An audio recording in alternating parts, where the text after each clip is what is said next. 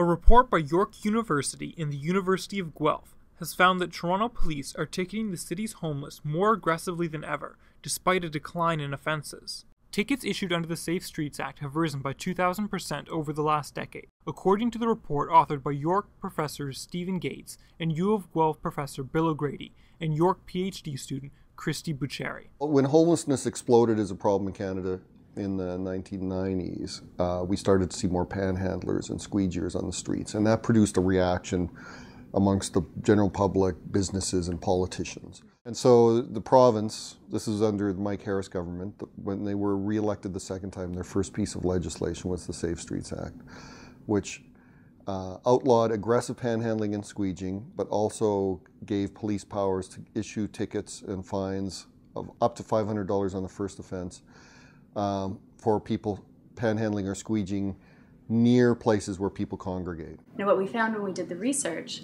was we examined the tickets over an 11-year span, and we found that on average, only 20% of the tickets handed out were actually given out for aggressive panhandling, which means that the other 80% were given for soliciting what's called a captive audience. So these are people who are maybe waiting in line at an ATM or waiting for a bus, waiting for a cab, this sort of thing. This use of ticketing and fining produces an incredible amount of debt for people who experience homelessness. You know, which raises the question, it's a policy question. Is it reasonable for people living to address poverty issues by fining people and creating an incredible debt that they have absolutely no way of paying? Over 99% of the tickets don't get paid.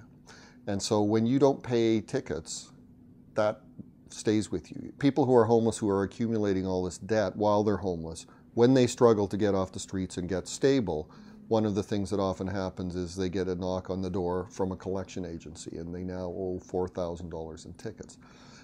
It affects people's credit ratings. It can have all kinds of impact. There was one youth that we interviewed in particular who actually was very frustrated with the experience of being ticketed. So what this one young man did as a form of protest was he collected every ticket he received. He gave every ticket in his real name, and he had put them in a book. And so when I spoke to him, he had collected up to about 300 tickets. When we keep people homeless and use these kind of strategies, there is a cost to the taxpayer.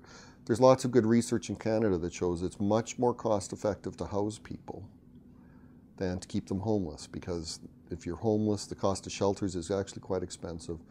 We can't have a society where public space is only for middle-class people who look like me.